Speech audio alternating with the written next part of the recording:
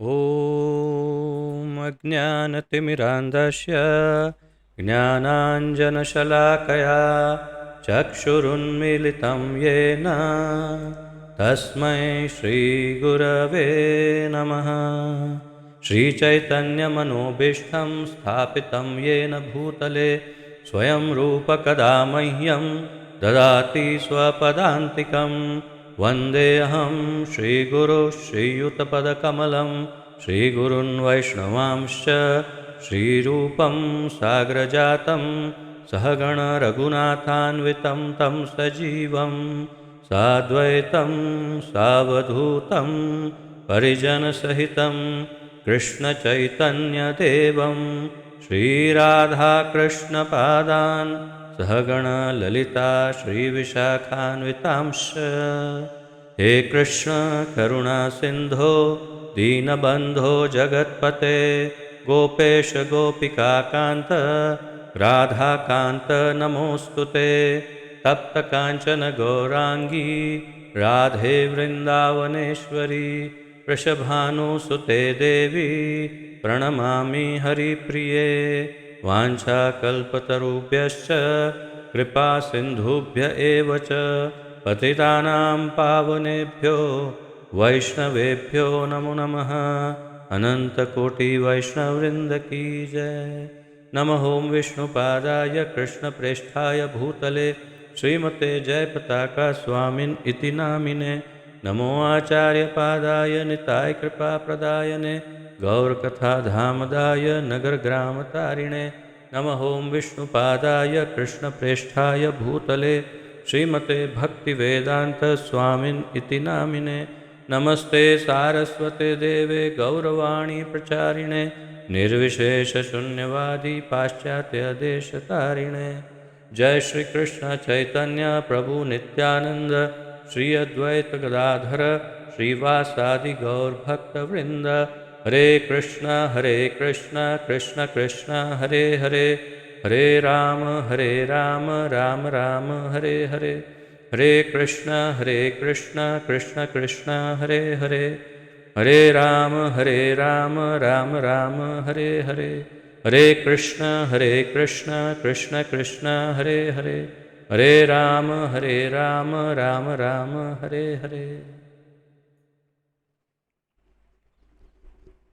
आप सभी का बहुत बहुत स्वागत है आज के इस अत्यंत महत्वपूर्ण कार्यक्रम में, जिसके अंतर्गत हम सम्मिलित रूप से श्रीमद् भगवद गीता यथारूप का अध्ययन कर रहे हैं और जिसका आलेखन हमारे इस्कॉन के संस्थापक आचार्य श्री श्रीमद् अभय चरणारविंद भक्तिवेदांत स्वामी श्रील प्रभुपाद जी द्वारा हुआ है।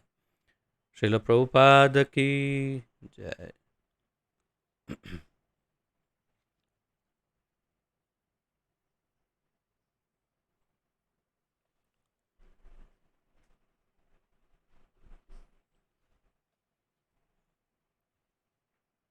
तो जैसा कि आप जानते हैं, हम अभी द्वितीय अध्याय का अध्ययन कर रहे हैं। श्रीमद् भगवद गीता के द्वितीय अध्याय के 42वें श्लोक तक हम अभी पहुँचे हैं। तो आपने कल देखा कि 40 और 41वां श्लोक कल हमने किया और बड़े महत्वपूर्ण श्लोक हैं और हम उसका एक तुरंत पुनरावर्तन कर लेते हैं ताकि हमें स्मरण रहे। नेहाभिक्रमनाशोऽस्ति प्रत्यवायो न विद्यते स्वल्पमपि अस्य धर्मस्य त्रायते महतो भयात्। इस प्रयास में न तो हानि होती है न ही ह्रास, अपितु इस पथ पर की गई अल्प प्रगति भी बड़े बड़े भय से रक्षा कर सकती है।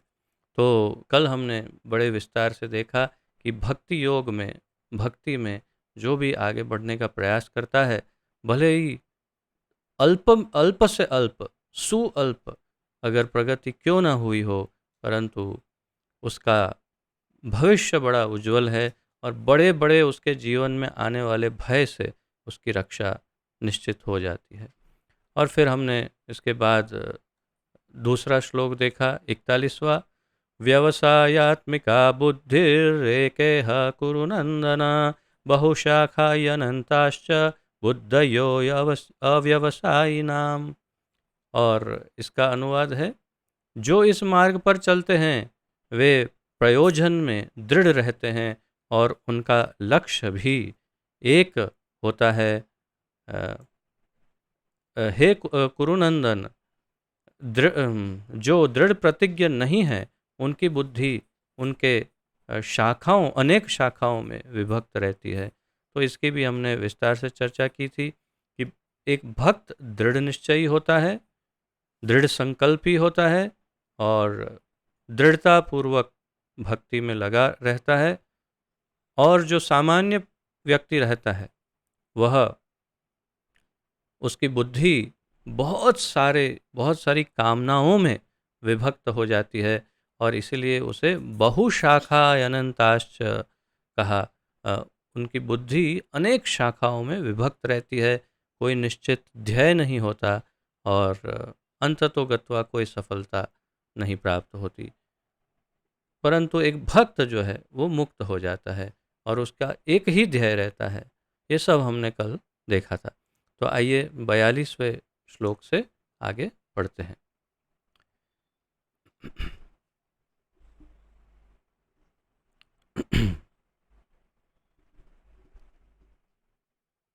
क्षमा कीजिए।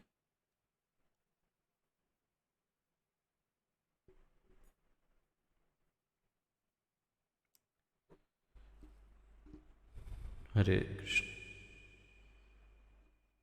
यामिमां पुष्पितां वाचं प्रवदन्त्यविपश्चित्तः वेदवादरताः पार्थ नान्यद् अस्ति इति वादिनः कामात्मानः स्वर्गपरा जन्मकर्मफलप्रदां क्रियाविशेषबहुलां भोगैश्वर्यगतिं प्रति यामिमां पुष्पितां वाचं प्रवदन्ति अविपश्चित्तः वेदवादरतः पार्थ नान्यद् अस्ति इति वादिनः कामात्मानः स्वर्गपरा जन्म कर्म फलप्रदां क्रिया विशेष बहुलां भोगैश्वर्य गतिम प्रति। तो ये 42 और 43वां श्लोक था। अब हम देखते हैं इसका शब्दार्थ, अनुवाद और तात्पर्य, जो श्री श्रीमद् अभय चरणारविंद भक्ति वेदांत स्वामी श्रील प्रभुपाद जी द्वारा दिया हुआ है। श्रील प्रभुपाद की जय। याम इमाम, ये सब, पुष्पिताम, दिखावटी, वाचम, शब्द, प्रवदंती, कहते हैं, अविपश्चित्तः, अल्पज्ञ व्यक्ति, वेदवादरताः, वेदों के अनुयायी, पार्थ, हे पार्थ, न, कभी नहीं, अन्यत, अन्य कुछ, अस्ति, है, इति, इस प्रकार, वादिनः, बोलने वाले, काम आत्मनः, इंद्रिय तृप्ति के इच्छुक, स्वर्गपरा, स्वर्गपराः, स्वर्ग प्राप्ति के इच्छुक,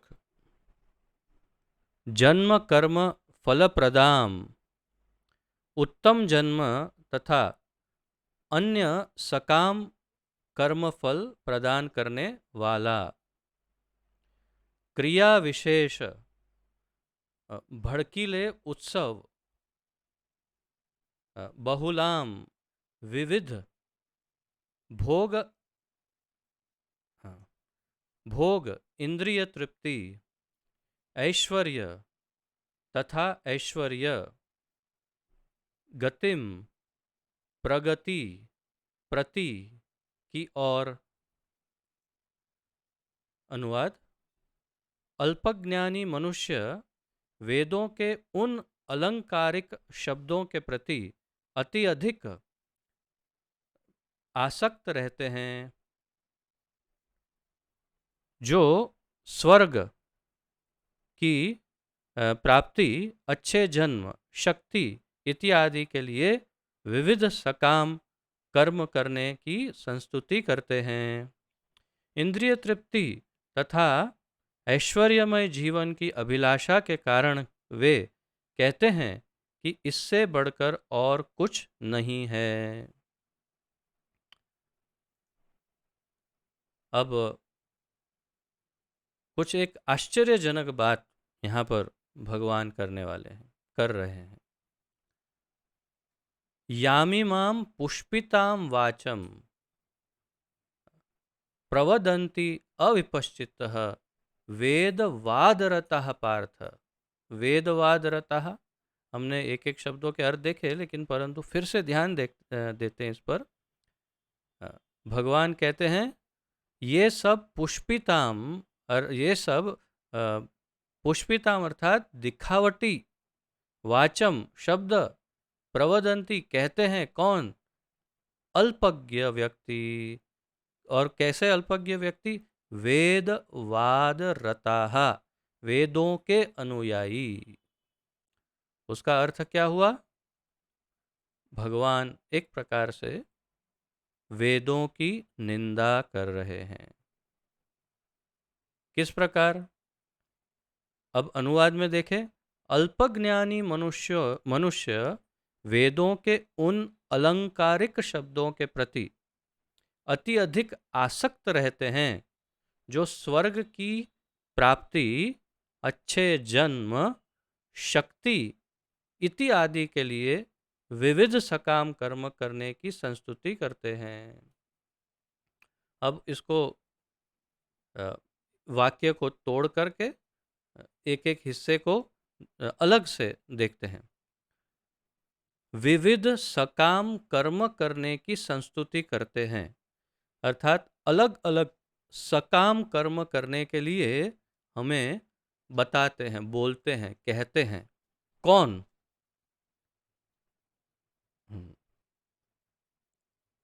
अल्पज्ञानी मनुष्य वेदों के उन अलंकारिक शब्दों के प्रति।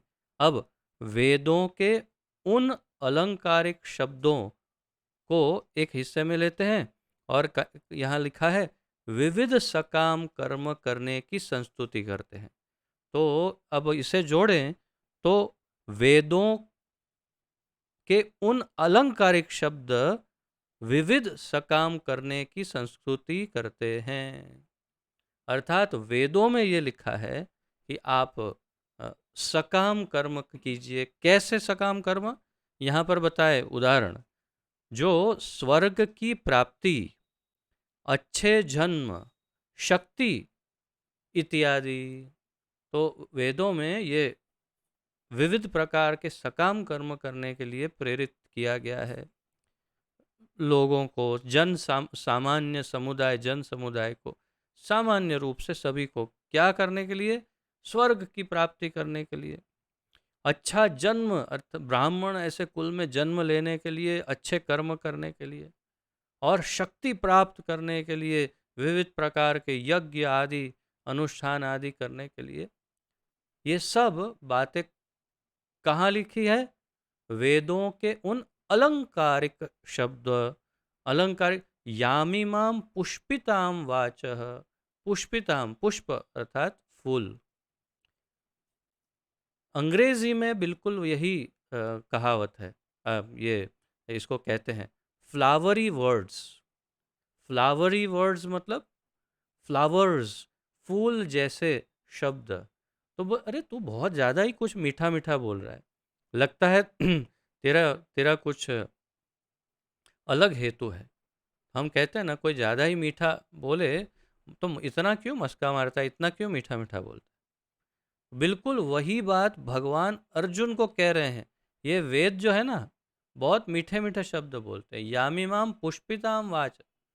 और इसके ये फ्लावरी वर्ड्स, मीठे मीठे फूल जैसे शब्दों में की बातों में आ जाते हैं। कौन? अल्पज्ञानी मनुष्य। प्रवद क्या लिखा है? प्रवदंती अविपश्चित। अविपश्चित अर्थात अ, अल्पज्ञ व्यक्ति। तो अब इस पूरे वाक्य को समझे तो अल्पज्ञ मनुष्य, जिनमें बहुत अधिक ज्ञान का विकास नहीं हुआ, वे वेदों के इस पुष्पित अर्थात अलंकारिक शब्दों की जाल में फंस जाते हैं, जिसमें लिखा है कि आप सत्कर्म करिए जिससे आप स्वर्ग जा सकते हैं, उच्च कुल में जन्म प्राप्त कर सकते हैं, शक्ति आदि प्राप्त कर सकते हैं, ये सब। तो एक बात, दो बातें क्लियर हो गई।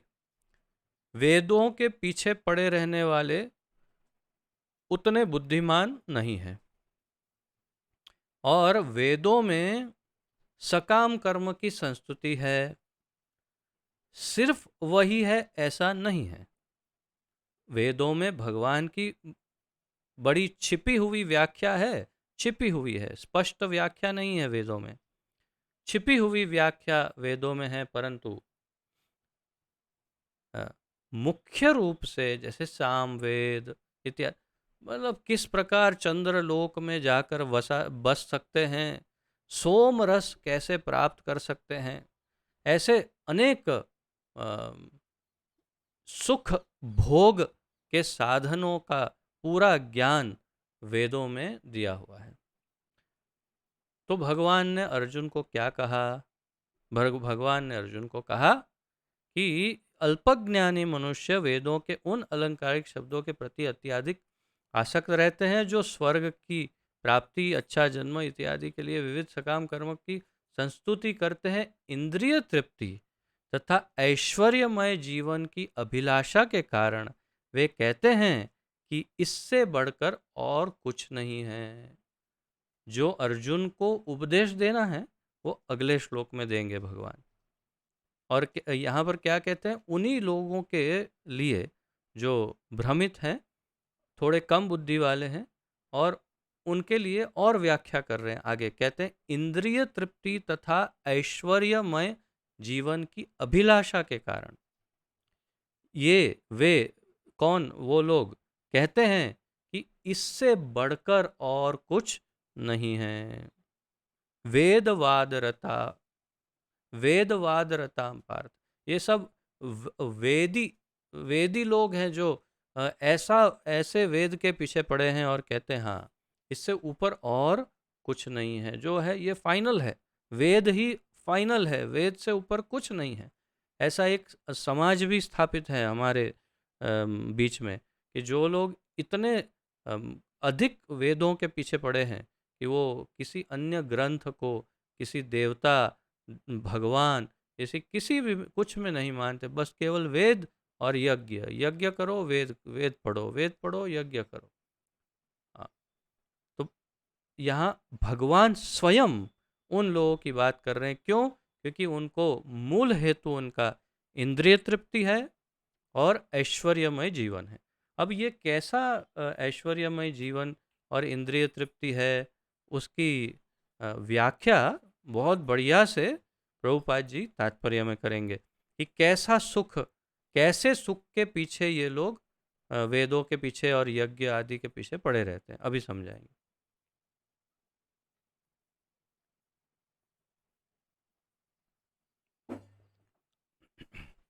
तात्पर्य, साधारणतः सब लोग अत्यंत बुद्धिमान नहीं होते, और वे अज्ञान के कारण वेदों के कर्मकांड भाग में बताए गए सकाम कर्मों के प्रति अति अधिक आसक्त रहते हैं।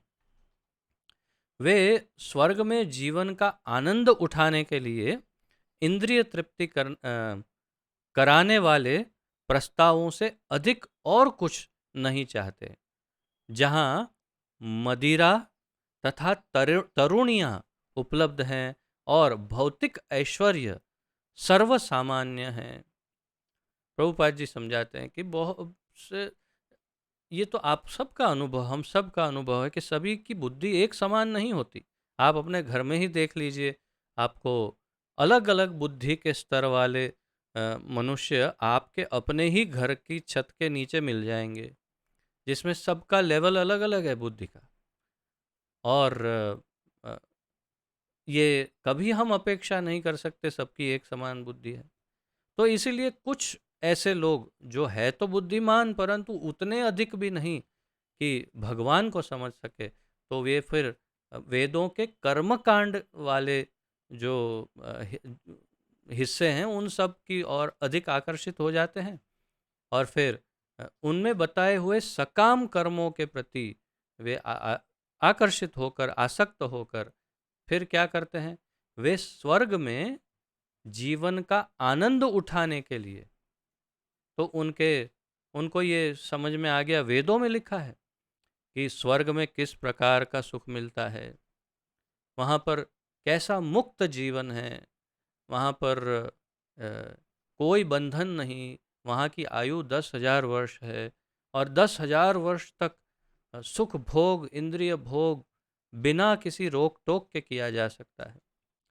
ये सब कुछ सुन करके वे अंदर से, उनकी इंद्रियां तो हमेशा सुख मांगती ही है, साधारणतया सभी जितने जीव हैं सबकी इंद्रियां सुख मांगती है, इनकी इंद्रियां भी मांगती है। उनको लगता है अरे वाह क्या बात है, यहाँ तो हम लोग सिर्फ सपना देखते हैं कि ऐसा हो जाए ऐसा हो जाए, और बाहर से हमें ऐसा ढोंग करना पड़ता है कि भाई नहीं, हम तो देखो एकदम साफ सुथरे सीधे साधे लोग हैं एकदम, और अंदर मन में तो कैसे कैसे लड्डू फूटते हैं, तो कैसे ये सब भोग प्राप्त कर सकते हैं। भाई एक ही रास्ता है, स्वर्ग में चले जाओ, कोई रोक टोक नहीं, कोई बंधन नहीं, 10,000 वर्ष तक न बुढ़ापा, न रोग, न व्याधि, केवल सुख भोग सुख भोग सुख भोग। और कैसे सुख भोग, तो प्रभुपाद जी बताते हैं, स्वर्ग में जीवन का आनंद उठाने के लिए इंद्रिय तृप्ति करने वाले प्रस्तावों से अधिक और कुछ नहीं चाहते, जहां मदिरा, सोम रस, प्रभुपाद जी आगे सोम रस के विषय में भी समझाएंगे, सोम रस तथा तरुणियां अर्थात अप्सराएं उपलब्ध हैं, और भौतिक ऐश्वर्य सर्वसामान्य है। सर्वसामान्य का अर्थ है, जैसे हम कह सकते हैं अब मोबाइल फोन सर्वसामान्य है, अर्थात सब, लगभग सबके पास, लगभग सभी के पास मोबाइल है, तो ये सर्वसामान्य। तो ऐश्वर्य स्वर्ग में सर्वसामान्य, अर्थात सबके पास खूब सारा धन और बहुत सारा वैभव है। तो ये सब सुन करके तो उनकी तो आहा हा, मुंह में से आहा हा लार टपकती है कि अरे चलो स्वर्ग चलते हैं, क्या करेंगे, कैसे जाएंगे, अरे यज्ञ करना है, और क्या करना है, यज्ञ करो, कर्म कांड, ये वो जो वेदों ने कहा बस उतना ही करो, और कुछ मत करो, स्वर्ग जाओ मजा करो बस। जो प्रभुपाद जी कह रहे हैं वही मैं कह रहा हूं, एक भी शब्द मेरा नहीं इसमें, मैं केवल इसको नाट्यात्मक ढंग से आपके सामने नहीं, पुनः प्रस्तुत कर रहा हूँ। प्रस्तुत तो प्रभुपाद जी ने कर दिया, पुनः प्रस्तुत उसको क्या कहते हैं, रीस्टेजिंग, अर्थात कि एक बार तो हो चुका है, इसको फिर से आपके सामने परफॉर्म कर रहा हूँ। तो इसलिए मेरा कुछ नहीं, हाँ जो है सब। वेदों में स्वर्गलोक पहुंचने के लिए अनेक यज्ञों की संस्तुति है। देखा, बहुत सारे यज्ञ है, वो करो स्वर्गलोक पहुंच जाओगे, जिनमें ज्योतिष्टोम यज्ञ प्रमुख है। वास्तव में वेदों में कहा गया है कि जो स्वर्ग जाना चाहता है उसे ये यज्ञ संपन्न करने चाहिए, और अल्प ज्ञानी पुरुष सोचते हैं कि वैदिक ज्ञान का सारा अभिप्राय इतना ही है। अब पॉइंट क्या है? पॉइंट ये है कि ये जो वेद पढ़ते हैं वे समझते हैं कि वेद ही है और कुछ है नहीं, इससे आगे कुछ है, इस बात का न वो स्वीकार करते हैं और न कल्पना कर सकते हैं। वे समझते हैं जो वेद में है वही फाइनल है, और इसीलिए केवल सुख भोग के बारे में सोच सकते हैं, क्योंकि वेदों के अनुसार चलते हैं। वेदों में रहस्यमय ढंग से छुपा हुआ जो मर्म है, जो भगवत ज्ञान अंदर दिया है, वो ढूंढ नहीं पाते, क्योंकि ऐसे गुरु नहीं मिलते उनको कि जिससे वे स्वयं ही वेद पढ़ने का प्रयत्न करते हैं, वो भी व्याकरण के आधार पर। और इसीलिए उन्हें अंदर से ठाकुर जी नहीं मिलते हैं, उन्हें अंदर से सुख सुख भोग मिलता है। अंदर ठाकुर जी हैं, क्यों नहीं होंगे? स्वयं वेद वेदेश्च सर्वैर अहम एव वेद्यो वेदांत कृत वेद विदेव चाहम। तो मैं ही वेद हूँ, मैंने ही वेद लिखे, वेद से स्टडी करके मुझे ही ढूंढना चाहिए, मैं ही वेद का विषय भी हूँ, भगवान कहते हैं। तो फिर अंदर से तो भगवान मिलने चाहिए, परंतु उनको सही गुरु नहीं मिलते, और व्याकरण के आधार पर, ग्रामर के आधार पर स्टडी करने का प्रयत्न करते हैं, खो जाते हैं इंद्रिय सुख भोग में।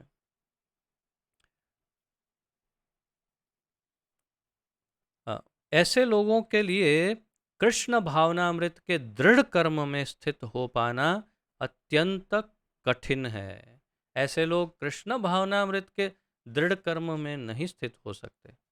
जिस प्रकार मूर्ख लोग विषैले वृक्षों के फूलों के प्रति बिना यह जाने कि इस आकर्षण का फल क्या होगा आसक्त रहते हैं, उसी प्रकार अज्ञानी व्यक्ति स्वर्गलोक के ऐश्वर्य तथा तत्जनित तत्जनित इंद्रिय भोग के प्रति आकृष्ट रहते हैं। प्रभुपाद जी उदाहरण देते हैं, हम अगर जंगल में जाएं, देखें एक बहुत ही सुंदर वृक्ष है, उस वृक्ष पर बहुत सारे सुंदर सुंदर पुष्प है, और हम एकदम आकर्षित हो जाए, वाह कितना सुंदर, चलो चलो चलो जाके तोड़ के सूंघते हैं। हम ये नहीं जानते कि ये जहरीला वृक्ष और उसके अत्यंत भयानक जहरीले पुष्प हैं। यदि हमने उसे सूंघ लिया तो केवल उसकी सुगंध मात्र से हमारी मृत्यु हो सकती है। इस बात का ज्ञान नहीं, दौड़ जाते हैं और वो फूल चुन के सूंघने लगते हैं। यामिमाम पुष्पिताम वाच, तो ये वही पुष्पिताम, तो वेदों के ये जो पुष्प है, वो पुष्प वास्तव में जहर है। क्यों? क्योंकि इंद्रिय सुख भोग का ज्ञान दे रहे हैं, मुक्ति का ज्ञान नहीं दे रहे हैं। मैं फिर कहता हूँ, पूरे वेद यही ज्ञान देते, ऐसा नहीं है। इनमें सब है विषय, सारे विषय हैं, और उसमें से सही विषय केवल गुरु ही दिखा सकता है कि भाई ये विषय स्टडी करो वेदों में, बाकी सब तुम्हारे लिए बेकार है, छोड़ दो।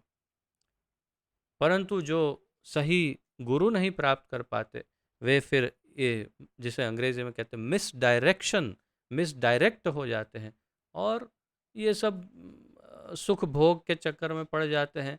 फिर क्या कहते हैं उसके,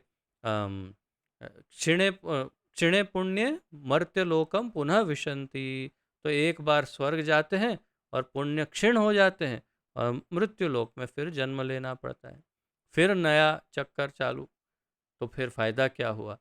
तो इसीलिए उन्हें ये ज्ञान ही नहीं हो पाता कि मुक्ति का मार्ग भी वेदों में है, भगवत प्राप्ति भी वेदों में ही है, और सुख भोग का मार्ग भी वेदों में है। हमें तय करना होगा क्या करना, वो गुरु ही बता सकते हैं। वेदों के कर्मकांड भाग में कहा गया है, वेदों में अपाम सोम मृता, अपाम सोम अमृता अभूम तथा अक्षयम ह वै चातुर्मास्य याजिनः सुकृतम भवति। दूसरे शब्दों में, जो लोग चातुर्मास तप करते हैं वे अमर तथा सदा सुखी रहने के लिए सोम रस पीने के अधिकारी हो जाते हैं। हाँ, सोम रस का अच्छा वर्णन प्रभुपाद जी करते हैं, वही पढ़ते हैं। तो पहले ये वाक्य में क्या कहा कि जो चतुर्मास, आप में से कई माताएं तो चतुर्मास वैसे भी करती होंगी, गुजरात में भी होता ही है, कई लोग करते हैं। तो जो चतुर्मास का व्रत करते हैं वो सोम रस पीने के अधिकारी हो जाते हैं। उनका उनको लाइसेंस मिल जाता है कि आप स्वर्ग में जाके सोम रस पी सकते हैं। अब प्रभुपाद जी समझाएंगे कि ये सोम रस क्या है। यहाँ तक कि इस पृथ्वी में भी कुछ लोग सोम रस के लिए अत्यंत इच्छुक रहते हैं, जिससे वे बलवान बने और इंद्रिय तृप्ति का सुख पाने में समर्थ हों। ऐसे लोगों को भवबंधन से मुक्ति में कोई श्रद्धा नहीं होती और वे वैदिक यज्ञों की तड़क भड़क में विशेष आसक्त रहते हैं। सोम रस की विशेषता ये है कि वो सदैव यौवन प्रदान करता है। जो सोम रस पीता है वो नशा तो होता ही है उससे, परंतु नशे के साथ साथ वो सदैव युवान रहता है। उसके अंदर उसकी जो जवानी है वो कभी समाप्त नहीं होती।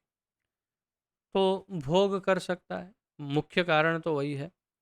आगे प्रभुपाद जी और भी समझाते हैं, कहते हैं वे सामान्यतया विषयी होते हैं और जीवन में स्वर्ग के आनंद के अतिरिक्त और कुछ नहीं चाहते। कहा जाता है कि स्वर्ग में नंदन कानन नामक अनेक उद्यान हैं। कानन अर्थात गार्डन, नंदन कानन नाम के कई गार्डन हैं वहाँ पर, जिसमें जिनमें दैवी सुंदरी स्त्रियों का संग तथा प्रचुर मात्रा में सोम रस उपलब्ध रहता है। स्वर्ग में बहुत सारे अच्छे अच्छे गार्डन हैं और वहाँ पर बहुत सारी अप्सराएं बैठी रहती है और साथ में एक एक वो क्या टिन वो कैन भर भर के वो सोम रस साथ में रखती है, जग भी हाथ में ही रखती है। आप जैसे जाएंगे, आइए सर प्लीज़ वेलकम, एक जग भर के थोड़ा सोम रस पीजिए, आराम कीजिए और फिर चलिए थोड़ा घूमते हैं गार्डन में। तो, तो ये कल्पना, इतनी कल्पना मात्र से एक सामान्य विषयी जो है, आप सोच सकते हैं कि उसके मन में कैसे लड्डू फूट जाएंगे। अरे वाह क्या बात है, चलो फिर तो स्वर्ग चलते हैं। और एकदम उत्साही होकर के फिर यज्ञ आदि, ये कर्मकांड आदि, और उनका ध्येय है वो सुंदरी, वो सोमरस, बस और कुछ। यहाँ तक कि इस्लाम में भी, जहाँ तक मैंने सुना है, क्योंकि मैं 4 साल इस्लामिक देश में रहा हूँ, बहुत घनिष्ठ मित्र रहे मेरे इस्लामी, चुस्त इस्लामी जो हैं अरब।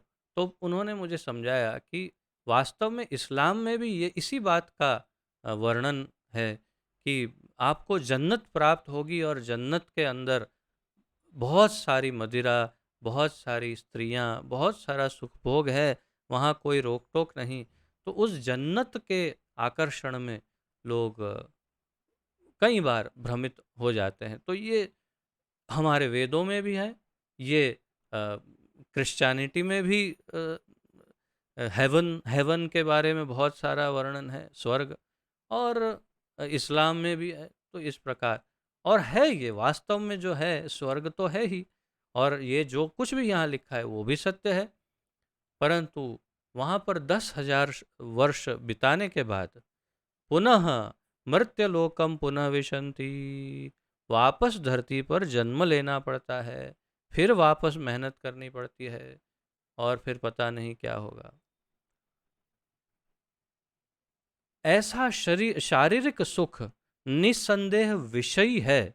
अतः ये लोग वे हैं जो भौतिक जगत के स्वामी बनकर ऐसे भौतिक अस्थाई सुख के प्रति आसक्त हैं। तो यामी ये अविपश्चिता है। तो जो कम बुद्धि वाले लोग हैं ये वो लोग हैं जो भौतिक जगत के स्वामी बनकर भौतिक अस्थायी सुख के प्रति आसक्त रहते हैं। तो इनका मूल दोष एक ही है कि ये विषयी है, इंद्रिय भोग करना चाहते हैं, और बस सुख भोग के अलावा उनको और कुछ दिखता नहीं।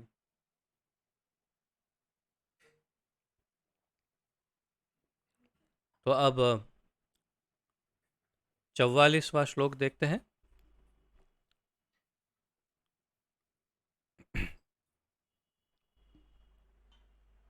भोगैश्वर्य प्रसक्तानां तया तयापहृतचेतसां व्यवसायात्मिका बुद्धिः समाधौ न विधीयते। भोगैश्वर्य प्रसक्तानां तया अपहृतचेतसां व्यवसायात्मिका बुद्धिः समाधौ न विधीयते। भोग, भौतिक भोग, ऐश्वर्य तथा ऐश्वर्य के प्रति प्रसक्तानाम आसक्तों के लिए, तया ऐसी वस्तुओं से, अपहृत चेतसाम मोहग्रस्त मोहग्रसित चित्त वाले, व्यवसायात्मिका व्यवसाय आत्मिका दृढ़ निश्चय वाली, बुद्धि ही भगवान की भक्ति। प्रभुपाद जी देखिए कैसे अनुवाद करते हैं, बुद्धि ही का अनुवाद कर रहे हैं भगवान की भक्ति, समाधौ नियंत्रित मन में अर्थात समाधि में, न कभी नहीं, विधीयते घटित होती है। अनुवाद: जो लोग इंद्रिय भोग तथा भौतिक ऐश्वर्य के प्रति अति अधिक आसक्त होने से ऐसी वस्तुओं से मोहग्रस्त हो जाते हैं, उनके मनों में भगवान के प्रति भक्ति का दृढ़ निश्चय नहीं होता।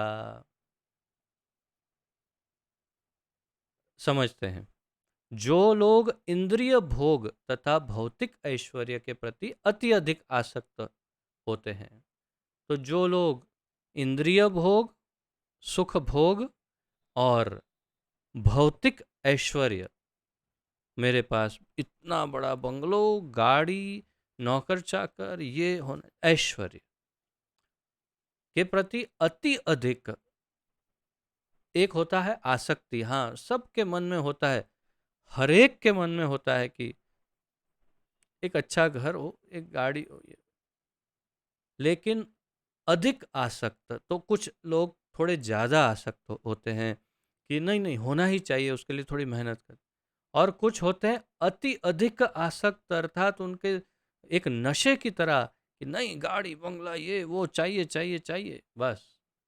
तो ऐसे आसक्त होने से ऐसी वस्तुओं से मोहग्रस्त हो जाते हैं, मोहित हो जाते हैं, आकर्षित हो जाते हैं, भ्रमित हो जाते हैं। प्रभुपाद जी भगवान बता रहे हैं कि ऐसी वस्तुओं से मोहग्रस्त हो जाते हैं, उनके मनों में भगवान के प्रति भक्ति का दृढ़ निश्चय नहीं होता। उनके मन में भगवान के प्रति, अब यहाँ पर प्रभुपाद जी ने बुद्धि का अनुवाद किया है भगवान की भक्ति। हमने पूर्व में ही 2 दिन पूर्व परसों ही चर्चा की थी कि बुद्धि योग अर्थात वास्तव में भक्ति योग। क्यों?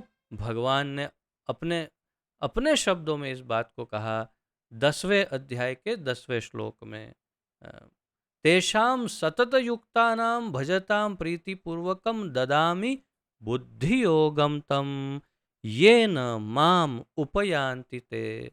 तो बुद्धि का अर्थ है बुद्धि योग, और बुद्धि योग का अर्थ है भक्ति। तो भगवान की भक्ति बिल्कुल उचित, एकदम परफेक्ट ट्रांसलेशन प्रभुपाद जी ने किया है। यदि किसी सामान्य व्याकरण वाले के पास, जो संस्कृत जानता हो ना, उसके पास ले जाएंगे तो कहेंगे अरे नहीं नहीं, ये तो गलत है, ट्रांसलेशन ठीक नहीं किया। क्योंकि वो व्याकरण की दृष्टिकोण से देखेगा तो उसको कभी ये ठीक नहीं लगेगा, परंतु वास्तविकता ये है कि प्रभुपाद जी ने उसके अंदर के छिपे हुए सत्य को निकाल करके हमारे सामने प्रस्तुत किया। और इसीलिए प्रभुपाद जी कहते हैं बुद्धि अर्थात भगवान की भक्ति, और समाधौ अर्थात समाधि। तो व्यवसायात्मिका बुद्धि ही समाधौ न विधीयते। तो इसका अर्थ क्या है? तो जो लोग इंद्रिय भोग तथा भौतिक ऐश्वर्य आदि उससे अति अधिक आसक्त हैं, वो मोहग्रस्त हो जाते हैं और उनके मनों में भगवान के प्रति भक्ति का दृढ़ निश्चय नहीं होता। तो एक बात बहुत स्पष्ट है, प्रभुपाद जी ने अपने सारे जो भी वक्तव्य है, किताबें, जो कुछ भी उन्होंने लेक्चर दिए, जो उन्होंने एक बात हमेशा रिपीट की कि कभी भी सुख भोग, इंद्रिय तृप्ति और भगवान की भक्ति, ये दोनों एक साथ नहीं हो सकते। दोनों में से एक चुनना होगा।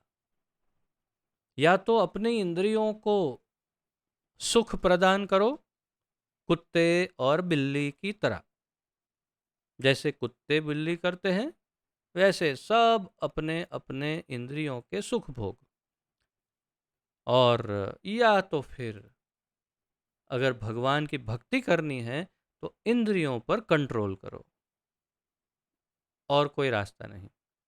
प्रभुपाद जी ने कई बार समझाया ये। तो इसलिए उनके मनों में भगवान के प्रति भक्ति या उसका दृढ़ निश्चय नहीं होता, जो अपनी इंद्रियों को संतुष्ट करने में लगे हुए हैं। तो इस बात को हमें दोनों तरफ समझना है। एक अपने लिए कि मुझे यदि भक्ति चाहिए तो अपनी इंद्रियों को संयमित करना ही होगा, और यदि किसी और को देखें कि जो इंद्रिय भोग प्रचुर मात्रा में कर रहे हैं, तो समझ जाना चाहिए कि इनके अंदर भक्ति की कोई संभावना नहीं है, नहीं मिलेगी इनको भक्ति, और इसीलिए इनका पीछा छोड़ दो जो अपनी इंद्रियों का गुलाम है। तात्पर्य, समाधि का अर्थ है स्थिर मन। प्रभुपाद जी समाधि का अर्थ यहाँ पर स्थिर मन कर रहे हैं, और फिर समाधि का वैदिक अर्थ भी समझा रहे हैं, और व्याकरण के अनुसार भी उसका अर्थ, डिक्शनरी के शब्दकोश के अनुसार भी अर्थ समझाते हैं, परंतु उन्होंने मूल अर्थ समझाया। समाधि का अर्थ है स्थिर मन। अब आगे कहते हैं वैदिक शब्दकोश निरुक्ति के अनुसार, जो लोग वेदों का अध्ययन करते हैं उनके पास अवश्य ये शब्दकोश रहता ही है या रहना चाहिए, जिसे कहते हैं निरुक्ति वैदिक शब्दकोश। और उसके अनुसार क्या लिखा है वैदिक शब्दकोश निरुक्ति में? समाधि का अर्थ सम्यग आधीयते अस्मिन् आत्म तत्वया तत्वयाथात्म तत्वयाथात्मयम आत्मयम।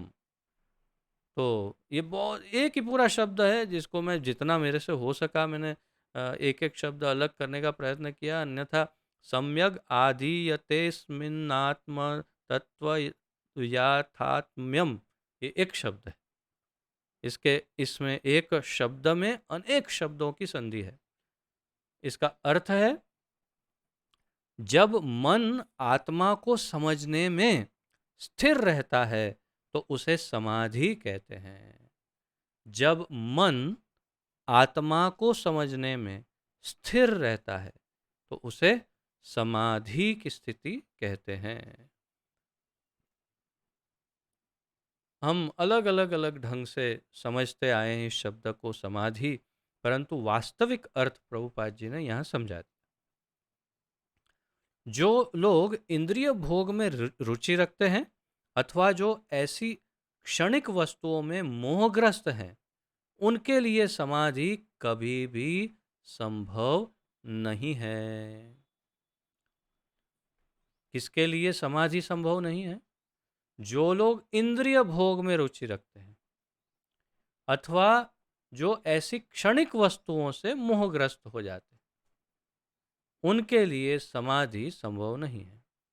माया के चक्कर में पड़कर वे न्यूनाधिक पतन को प्राप्त होते हैं। उतना ही नहीं, आप कह सकते हैं अरे भाई समाधि करनी किसकी हो, छोड़ो, समाधि से क्या है, मुझे नहीं चाहिए समाधि, हम तो इंद्रिय भोग करेंगे। लेकिन ठहरिए, आप इंद्रिय भोग करिए, लेकिन पहले बाकी का वाक्य भी समझ लीजिए, आगे जो कहा है वो भी सुन लीजिए। माया के चक्कर में पड़कर वे, अर्थात ये लोग जो इंद्रिय भोग करते हैं, समाधि नहीं कर सकते। न्यून अधिक, कम या ज्यादा पतन को प्राप्त होते हैं। तो उनका कम या ज्यादा पतन ही होता है, अर्थात आगे आने वाले दिनों में उनके लिए बड़ी बड़ी विपत्तियां इंतजार करती है। श्लोक 45।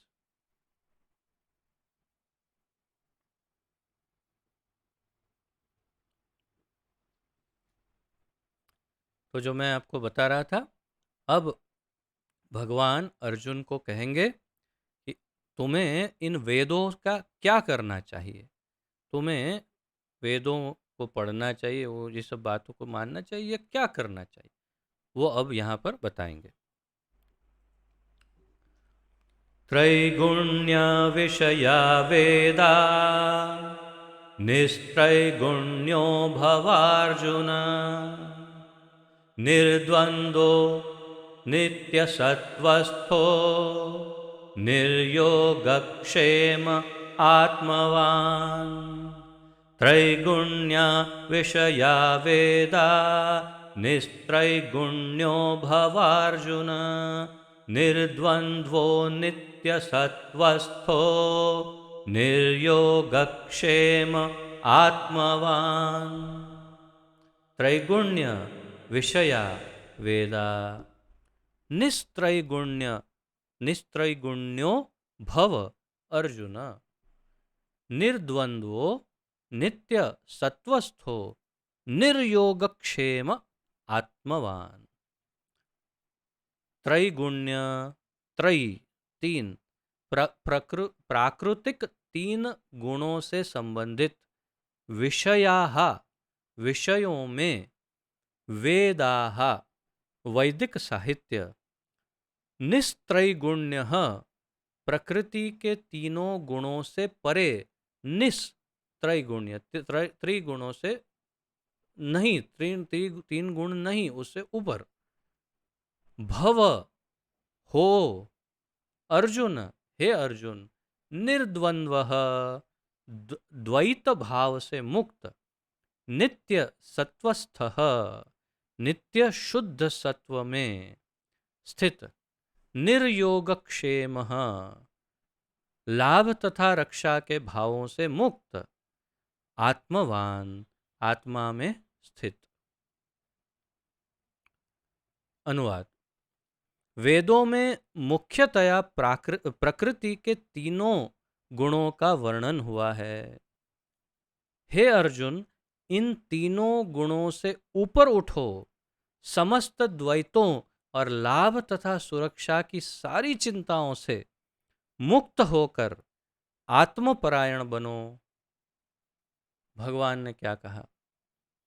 उन्होंने कहा वेदों को छोड़ दो नहीं कहा, वेदों में व्यक्त तीन गुणों से युक्त जो ज्ञान है, जो वर्णन है, उसको और उसके तीन गुणों को छोड़ दो, अर्थात गुण अतीत हो जाओ, अर्थात शुद्ध सत्व गुण, विशुद्ध सत्वम जिसे कहते हैं, उस विशुद्ध सत्व गुण में स्थित हो जाओ।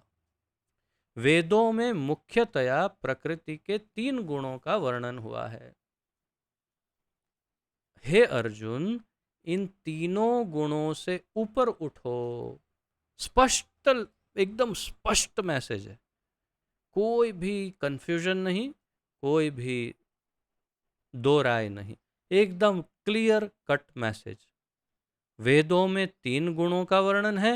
हे अर्जुन, तुम 3 गुणों से ऊपर उठ जाओ, त्रिगुणातीत हो जाओ। अर्थात एक ही गुण है जो तीनों गुणों से ऊपर है, वो है विशुद्ध सत्व गुण। विशुद्ध सत्व गुण में स्थित हो जाओ। समस्त द्वैतों, द्वैत अर्थात ये तेरा ये मेरा, मैं ये तू तू नहीं, ये द्वैत, और लाभ तथा सुरक्षा की सारी चिंताओं, मेरा मेरा क्या फायदा, मेरा क्या होगा, मुझे क्या मिलेगा, मुझे क्या मिलेगा, लाभ तथा सुरक्षा हो, मुझे कुछ भय नहीं है ना, कोई मुझे कुछ इससे नुकसान नहीं होगा कोई नुकसान तो नहीं है मेरा। ये सब चिंताओं से मुक्त होकर आत्मपरायण बनो।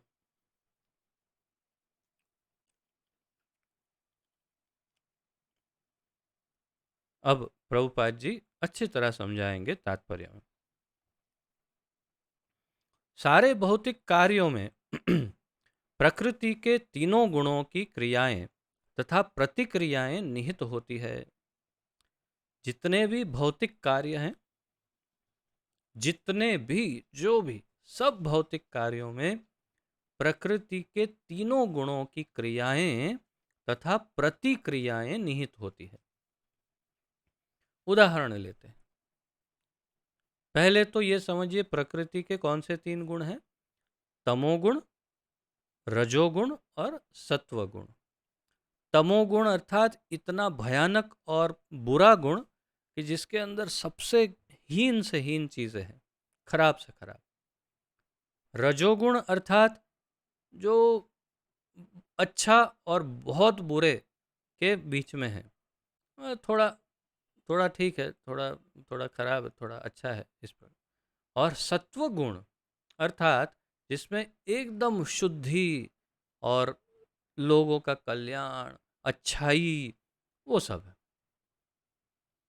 अब अर्जुन को इन तीनों से ऊपर उठने के लिए भगवान कह रहे हैं, पहले ये तीनों गुणों को फिर समझते कि सारे भौतिक कार्यों में प्रकृति के तीनों गुणों की क्रिया और प्रतिक्रियाएं निहित है। तो उदाहरण, कोई भी भौतिक कार्य ले लो, कोई भी, जैसे एक ऐसा उदाहरण लेते हैं जिसमें अच्छी तरह समझ पाएंगे।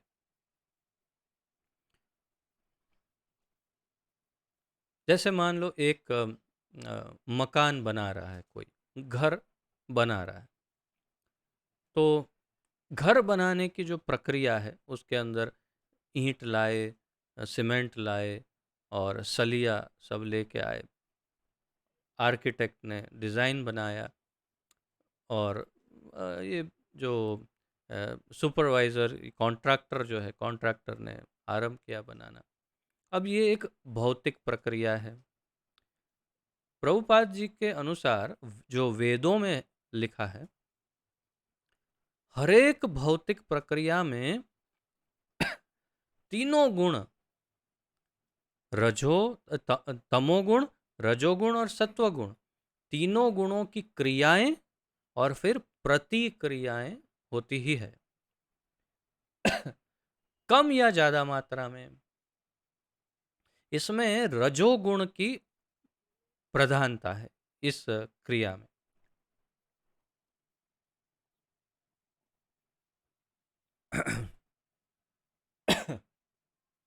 मकान बनाने की जो क्रिया है, क्षमा करिए, उसमें रजोगुण की प्रधानता है। मंदिर बनाते हैं तो इसमें सत्वगुण की प्रधानता है। कत्ल खाना बना रहे हैं तो उसमें तमोगुण की प्रधानता है।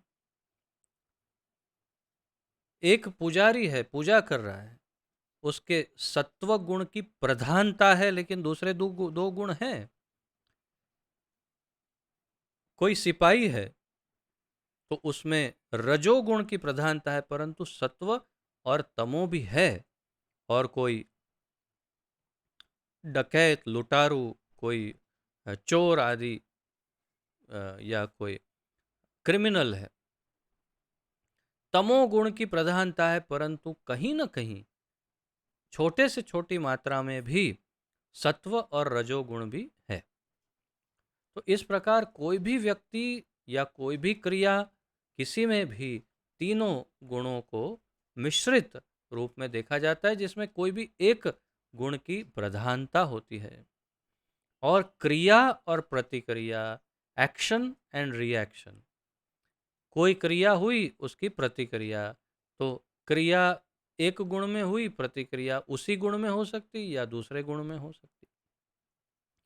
मैं आपको ये एक सामान्य ज्ञान के रूप में इसको समझाने का प्रयास कर रहा हूँ कि भौतिक संसार में सब कुछ सत्व, रजस और तमस में ही सब भरा हुआ है, लेकिन भक्ति एक ही ऐसी है जिसमें ये तीनों गुण नहीं, त्रिगुणातीत है। और इसीलिए भगवान उसे कहते हैं निस्त्रय गुण्यो भवार्जुन। त्रिगुणातीत हो जा भाई, ये गुणों को छोड़ दे, तीनों को। प्रभुपाद जी आगे कहते हैं इनके उद्देश्य कर्म फल होता है जो भौतिक जगत में बंधन का कारण है। इनका उद्देश्य, किनका उद्देश्य? भौतिक कार्यों का उद्देश्य है कर्म फल, अर्थात कुछ करेंगे फल मिलना चाहिए, और वही भौतिक जगत में बंधन का कारण है, अर्थात उस क्रिया के कारण उसे दोबारा जन्म फिर लेना पड़ेगा। आज उसने बहुत बड़ा घर बना लिया, बंगलो बना लिया, फैक्ट्री बना ली, बहुत धन कमा लिया अवैध रूप से भी, और उसको चुकाना तो पड़ेगा ही। ये जन्म तो कम पड़ेगा, क्या करेंगे? तो कोरोना में ऊपर चला जाएगा, फिर वापस आएगा, और जिसका जिसका लिया था सबका चुकाएगा, चुकाना ही पड़ेगा। और इसलिए भगवान ने कहा बेटा तू कोरोना में आ जा ऊपर, फिर तेरे को अच्छा बढ़िया शरीर देता हूँ, फिर चुका धीरे धीरे।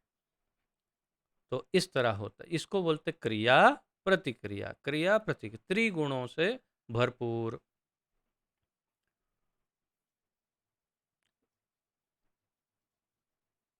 वेदों में मुख्यतया सकाम कर्मों का वर्णन है, जिससे सामान्य जन क्रमशः इंद्रिय तृप्ति के क्षेत्र से उठकर आध्यात्मिक धरातल तक पहुंच सके। वेदों में इस प्रकार वर्णन किया है कि धीरे धीरे, क्रमशः, स्टेप बाय स्टेप, पहले कुछ अपने सुख भोग का कुछ करके, फिर धीरे धीरे कुछ अच्छी आध्यात्मिक क्रियाएं करके, और फिर धीरे धीरे धीरे धीरे आध्यात्मिक स्तर तक पहुंच जाए, ऐसा अ, ऐसा आयोजन वेदों में है।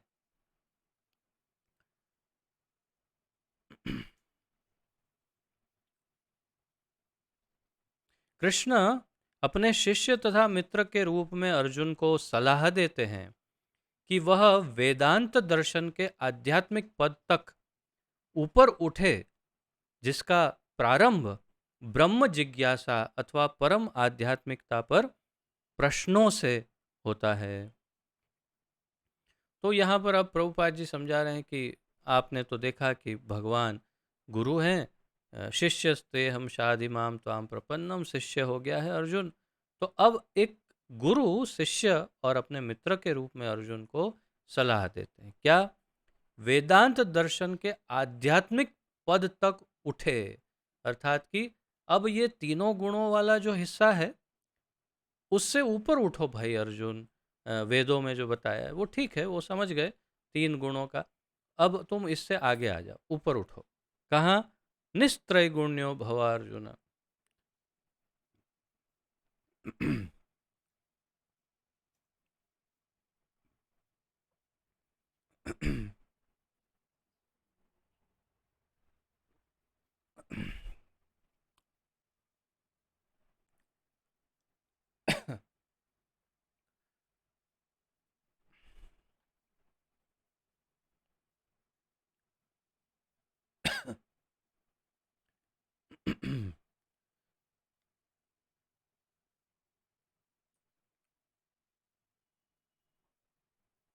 और फिर कहते हैं, आध्यात्मिक पद तक ऊपर उठे जिसका प्रारंभ ब्रह्म जिज्ञासा अथवा परम आध्यात्मिकता पर प्रश्नों से होता है। अथातो ब्रह्म जिज्ञासा। हर एक मनुष्य को ब्रह्म जिज्ञासा होना अनिवार्य है कि मैं ये शरीर हूँ या नहीं। वहाँ से आरंभ होता है। तो भगवान कहते हैं, भाई अब तू ब्रह्म जिज्ञासा के स्तर से प्रारंभ कर, ये सब त्रिगुणातीत्मक बातें जो हैं उसको छोड़ दे। इस भौतिक जगत के सारे प्राणी अपने अस्तित्व के लिए कठिन संघर्ष करते हैं। उनके लिए भगवान ने इस भौतिक जगत की सृष्टि करने के पश्चात वैदिक ज्ञान प्रदान किया, जो जीवन यापन तथा भवबंधन से छूटने का उपदेश देता है।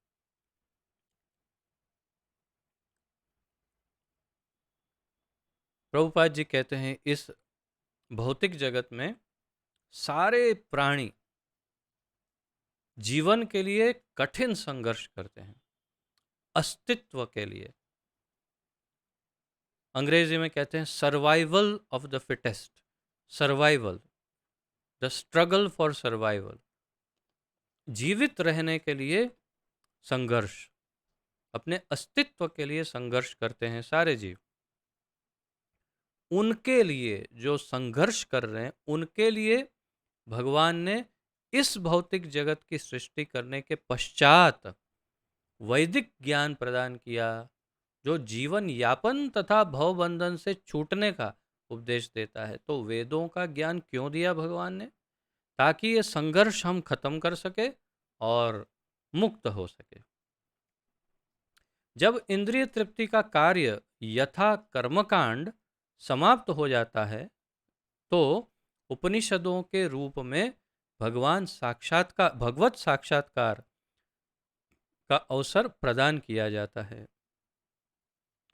तो जब इंद्रिय तृप्ति का कार्य समाप्त हो जाता है, कर्मकांड ये सब हो जाता है, और वो ब्रह्म जिज्ञासा की तरफ आकर्षित होता है जीव। अब थक गया, बहुत इंद्रिय भोग कर लिया, तब उपनिषदों के रूप में भगवत साक्षात्कार का अवसर उसे दिया जाता है। अर्थात वेदों से फिर उपनिषद होते हैं। कई वेदों के अंग ही उपनिषद हैं। तो ये उपनिषद फिर उसे उपनिषद, ये शब्द जो है उपनिषद अर्थात अर्थात ऊपर, निषत अर्थात ऊपर की तरफ बढ़ो या ऊपर जाके बसो, ऊपर चलो, आगे बढ़ो। उपनिषद अर्थात अब भगवान के बारे में सोचो।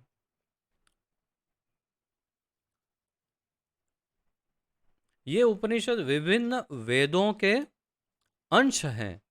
उसी प्रकार जैसे भगवत गीता पंचम वेद महाभारत का एक अंग है। जैसे वास्तव में भगवत गीता क्या है?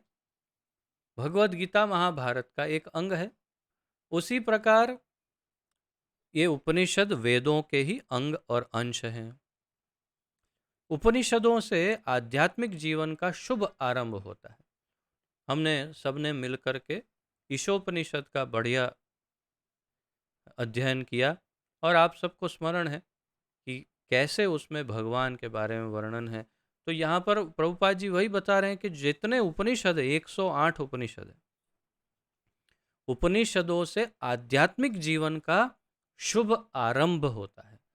अर्थात वेदों में आपको सकाम कर्मों के बारे में बहुत कुछ है, परंतु आध्यात्मिक जीवन का वर्णन उसी वेदों के अंश उपनिषदों में दिया हुआ है। जब तक भौतिक शरीर का अस्तित्व है, तब तक भौतिक गुणों की क्रियाएं प्रतिक्रियाएं होती रहती है। शरीर है, क्रिया प्रतिक्रिया होती रहेगी। मनुष्य को चाहिए कि सुख दुख या शीत ग्रीष्म जैसी द्वैतताओं को सहन करना सीखे, और इस प्रकार हानि तथा लाभ की चिंता से मुक्त हो जाए। वो क्या है? शीतोष्ण सुख दुखदाः आगम आपाइनो नित्यस्ताम तितिक्षस्व भारत, उसको सहन करो। तो प्रभुपाद जी वही करें कि उसे सहन करना सीखना चाहिए हमें। और जब मनुष्य कृष्ण की इच्छा पर पूर्णतः आश्रित रहता है तो यह दिव्य अवस्था प्राप्त होती है। तो ये आध्यात्मिक अवस्था कब प्राप्त होती है?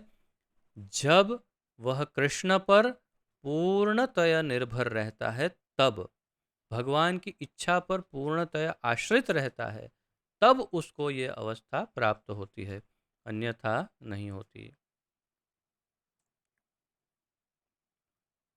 और एक ले पाएंगे, थोड़ा सा बड़ा है, ले लेते हैं आपकी अनुमति से। 46वां श्लोक। यावानर्थ उदपाने सर्वतः सम्प्लुतोदके तावान् सर्वेषु वेदेषु ब्राह्मण्यस्य विजानतः। यावानर्थ उदपाने सर्वतः सम्प्लुतोदके तावान् सर्वेषु वेदेषु ब्राह्मण्यस्य विजानतः। यावान जितना सारा, अर्थ प्रयोजन होता है, उदपाने जलकूप में, जलकूप मतलब कुआं, कूप अर्थात कुआं, सर्वतः सभी प्रकार से, संप्लुतः संप्लुत उदके विशाल जलाशय में, तावान उसी तरह, सर्वेषु समस्त, वेदेषु वेदों में, ब्राह्मण्यस्य ब्राह्मणस्य परब्रह्म को जानने वाले का, विजानतः पूर्ण ज्ञानी का। अनुवाद: एक छोटे से कूप का सारा कार्य एक विशाल जलाशय से तुरंत पूरा हो जाता है। इसी प्रकार वेदों के आंतरिक तात्पर्य जानने वाले को उनके सारे प्रयोजन सिद्ध हो जाते हैं। अब भगवान उससे कह रहे हैं थोड़ा बुद्धिमान बनना चाहिए। कैसा बुद्धिमान? उदाहरण देते हैं। यदि किसी को जल की आवश्यकता है और उसको एक कुएं में जितना जल होता है, वेल, उतना जल उसको चाहिए, और उसको वो कुआं ढूंढ रहा है या खोद रहा है, और उसको एक जलाशय मिल जाता है। जलाशय अर्थात एक बड़ा तालाब या एक बड़ा कुंड जिसके अंदर जल ही जल भरा है, तो उसको एक जलाशय मिल, या हो सकता है नदी, उसको आवश्यक है। जलाशय मतलब you are misdirected, you are misdirected. कुआं समझ में आता है, छोटा सा कूप, और विशाल जलाशय विशाल जलाशय मतलब एक बड़ा तालाब या नदी हो सकता है या कुंड हो सकता है, कुएं से बहुत अधिक बड़ा, उसे विशाल जलाशय कहते हैं। और छोटे से कूप, छोटा सा कुआं अर्थात भाई उसकी आवश्यकता है, एक छोटा कुआं बनाकर जितना पानी आए उतनी उसकी आवश्यकता है। उसको मिला क्या? बड़ा सा तालाब मिल गया, तो वो बोलेगा नहीं नहीं नहीं नहीं, नहीं चलेगा। क्यों? मेरी आवश्यकता तो एक कुआं की है, तो मैं क्या करूँगा ये जलाशय का? नहीं नहीं, मुझे काम नहीं लगेगा। तो उसको आप क्या कहेंगे? महामूर्ख। क्यों? अरे जितना चाहिए उससे 10 गुना ज्यादा जल मिल गया। रोने के बदले तुझे खुश होना चाहिए, परंतु अक्ल ही नहीं तो क्या करेंगे। तो भगवान कहते हैं इसी प्रकार वेदों के आंतरिक तात्पर्य जानने वाले को उनके सारे प्रयोजन सिद्ध हो जाते हैं, अर्थात जो वेदों के मर्म को समझते हैं, वेदों का सार ग्रहण कर लेते हैं, वेदों के सार को जिसने समझ लिया है कि वेद में क्या तत्व क्या है, सार क्या है, उसका निष्कर्ष क्या है, निचोड़ क्या है, उसे फिर वेदों को अध्ययन करके उसका सब नियमों का पालन आदि ये सब करने की आवश्यकता नहीं है, क्योंकि उसने बड़ा जलाशय मिल गया उसको। अब उसके कुएं का क्या अर्थ है। तो भगवान कहते हैं कि तुम केवल वेदों के मर्म को, उसके प्रयोजन को समझो और बाकी सब उसके क्रियाओं को छोड़ दो। तात्पर्य में प्रभुपाद जी अच्छे बहुत सुंदर ढंग से समझाते हैं।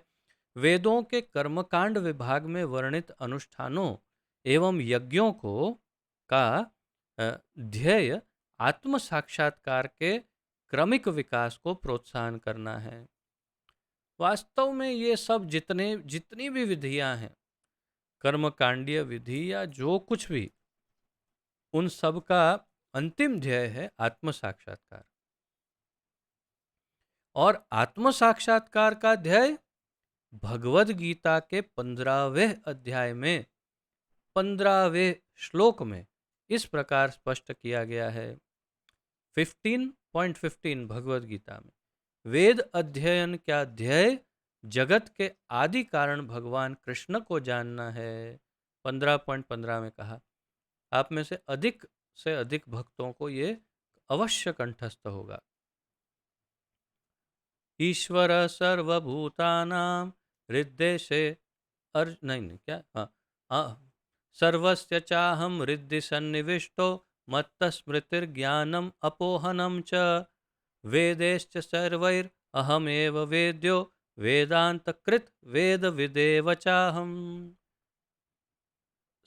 वे जो हमने अभी थोड़े क्षण पहले ही इसको उच्चारण किया था, वेदेश्च सर्वैर अहम एव वेद्यो वेदांत कृत वेद विदेव च अहम। क्या कहा? वेद अध्ययन का ध्येय जगत के आदि कारण भगवान कृष्ण को जानना है। वेद का अध्ययन करके आप क्या जानेंगे? भगवान कौन है, भगवान कहाँ मिलेंगे, उनके साथ हमारा क्या संबंध है, ये जानने के लिए वेदों का अध्ययन करना होता है। You saw 15.15। हाँ, उसमें वर्ड टू वर्ड जो दिया है।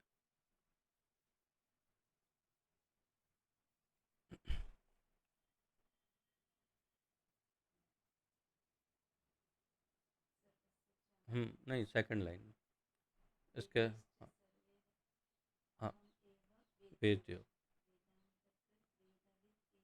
हाँ, वेद विद वित, वेद वित, ये जो वेद वित्त शब्द है, अर्थात वेद को ज, वेदों का संपूर्ण ज्ञान भी मुझे ही है, च अहम मुझे ही है।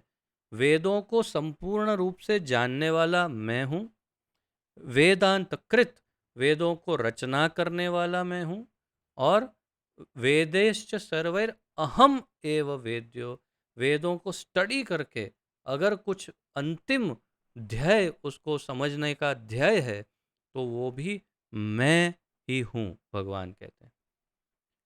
इतना स्पष्ट है। अब इसमें क्या डाउट है? तो आत्म साक्षात्कार का ध्येय भगवान को जानना है। अतः आत्म साक्षात्कार का अर्थ है कृष्ण को तथा उनके साथ अपने शाश्वत संबंध को समझना। कृष्ण तथा उनके साथ अपने शाश्वत संबंध को समझना, यही आत्म साक्षात्कार है। कृष्ण के साथ जीवों के संबंध का भी उल्लेख भगवत गीता के 15वें अध्याय में 7वें श्लोक में ही हुआ है।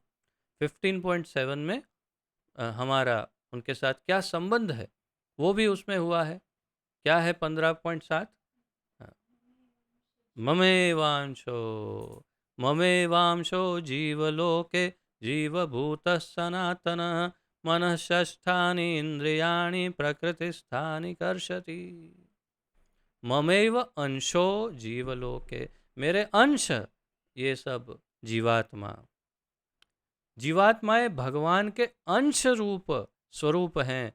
अतः प्रत्येक जीव द्वारा कृष्ण भावनामृत को जागृत करना वैदिक ज्ञान की सर्वोच्च पूर्ण अवस्था है।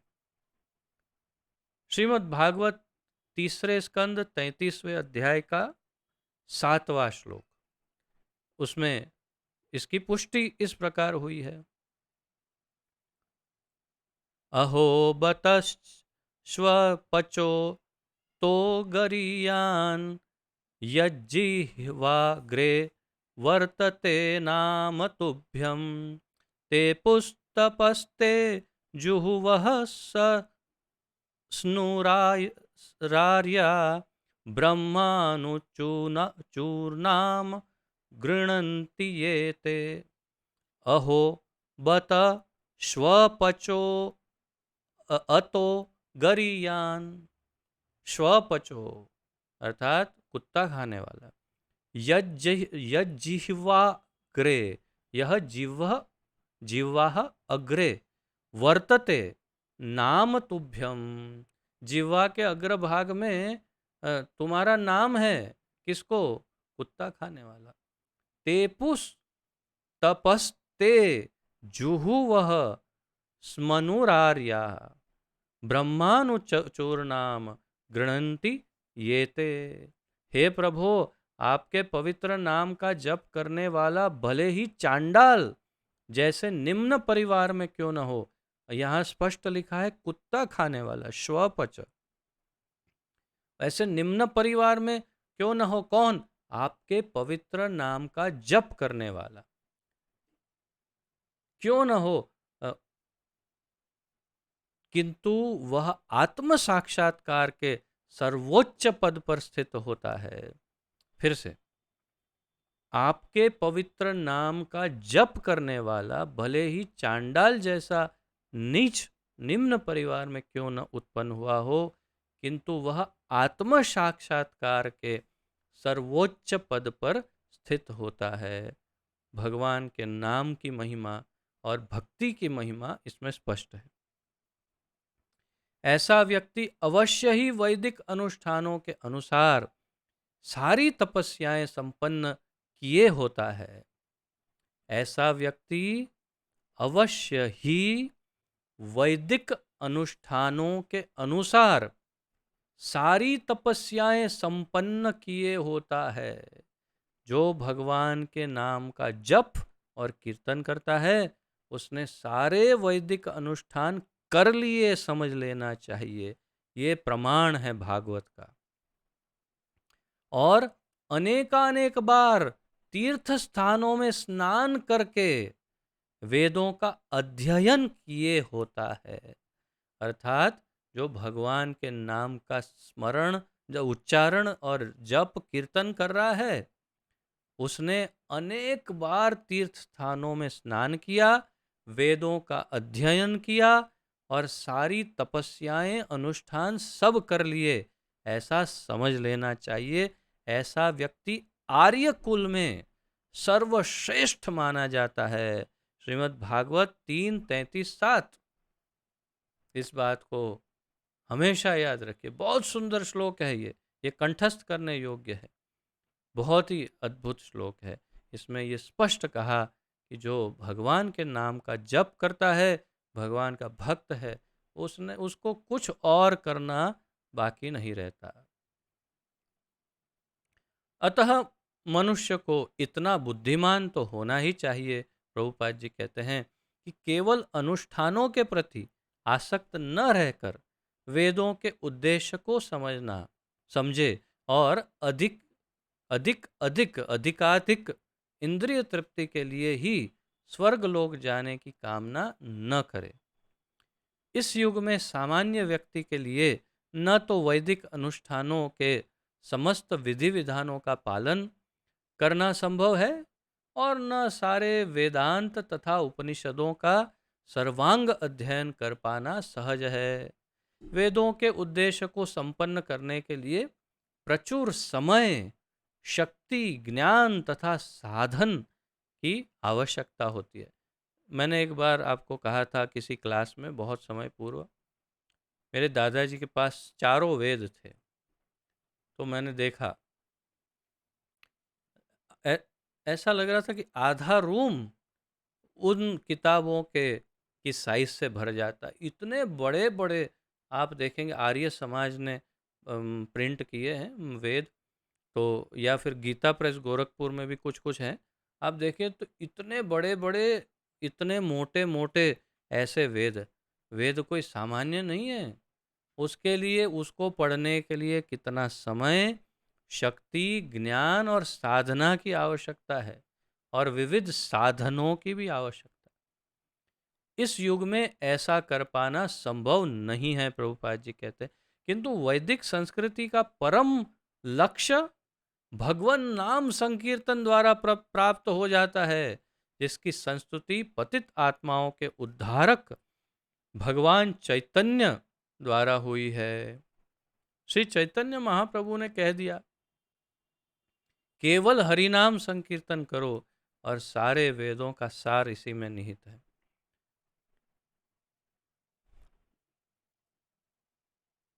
जब चैतन्य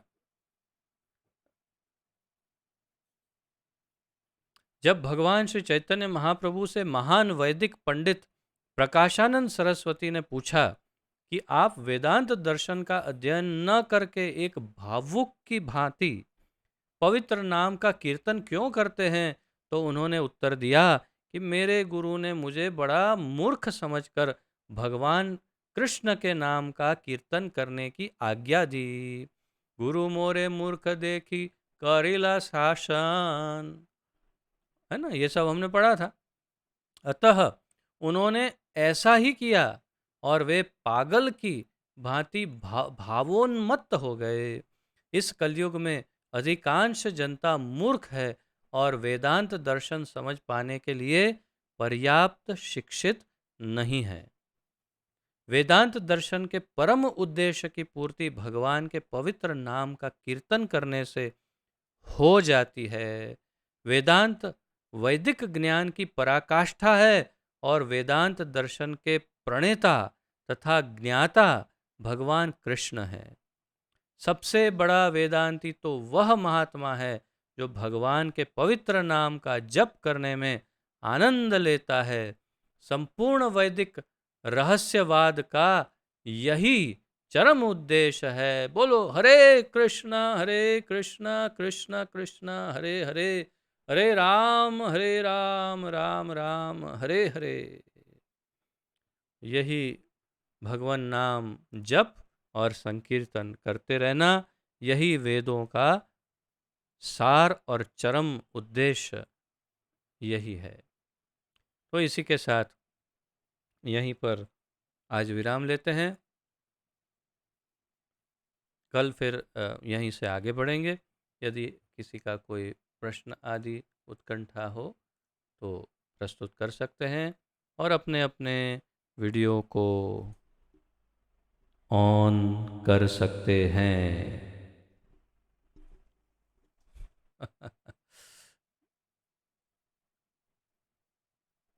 कोई प्रश्न है किसी का?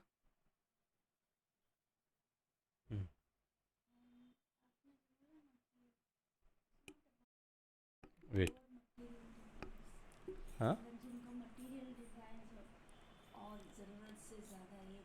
हम्म।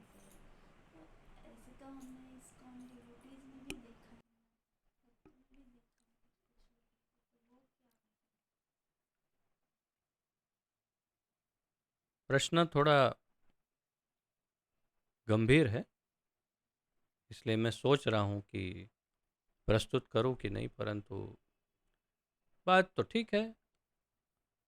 उनका प्रश्न ऐसा है कि हम भौतिक आकर्षणों की बात कर रहे हैं, परंतु हम कुछ कुछ इस्कॉन के भक्तों में देखते हैं कि वो भक्त होते हुए भी उनको बहुत सारा भौतिक आकर्षण होता है। तो इसमें कई उत्तर हैं। एक सीधा उत्तर स्पष्ट ये है कि ये सब दिखने में या साल बिताने में उन्नत हो सकते हैं, परंतु आध्यात्मिक धरातल पर स्तर में, आध्यात्मिक स्तर में, लेवल में अभी बहुत पीछे हैं। इसलिए एक उनका हाथ माया देवी ने दबा के पकड़ के रखा हुआ है, बल्कि गोद में बिठाया हो सकता है, और अभी धीरे धीरे वे फिसलते हुए भगवान की तरफ सरक रहे हैं धीरे धीरे। और इसलिए बहुत पुराने भक्त, काफ़ी वर्ष बिताए सीनियर भक्त ये वो, लेकिन फिर भी भौतिक आकर्षण स्पष्ट दिखते हैं उनके जीवन में। एक कारण ये है। दूसरा कारण ये है कि कुछ लोग आध्यात्मिक कारण से इस्कॉन में ज्वाइन हुए ही नहीं हैं। उनका उद्देश्य ही इंद्रिय तृप्ति, भोग और आराम, यही उनका उद्देश्य है। भजन करो, मजा करो, भजन करो, भोजन करो, ऐसे उद्देश्य से ही इस्कॉन को ज्वाइन किए हैं। तो फिर वो 50 वर्ष भी बिता देंगे तो भी भोग करते हुए ही नजर आएंगे। दूसरा ये भी कारण है। और तीसरा कारण ये भी है कि हम वास्तव में कई जन्मों जन्मांतर से केवल भोग विलास ही करते आए हैं। इसलिए हृदय में ये शुद्धि हो भी, भगवान के प्रति आकर्षण हो भी, तो भी आदत से मजबूर, हम आदत के कारण भोग विलास की तरफ आकर्षित हो जाते हैं। और माया देवी भक्तों पर ही ज़्यादा अटैक करती है, क्योंकि जो चला जो चला जाता है उसी का दुख होता है ना, तो उसी के पीछे पड़ जाते हैं, नहीं नहीं वापस आओ। तो इसीलिए माया देवी भी भक्तों पर ही अधिक आक्रमण करती है, प्रभुपाद जी कहते थे।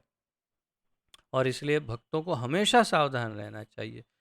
कृष्ण भूलिया जीव भोग वांछा करे, पाशेते माया तारे जापटिया धरे। तो अगर कृष्ण को भूल गया भक्त, तो फिर वो भोग वांछा करेगा ही। और इसीलिए इस्कॉन के कुछ भक्तों में कभी कभी भोग वांछा की इच्छा या वृत्ति नजर आती है। मेरे विचार से जो मुझे समझ में आया उस प्रकार मैंने समझाया। यदि किसी और का कोई प्रश्न।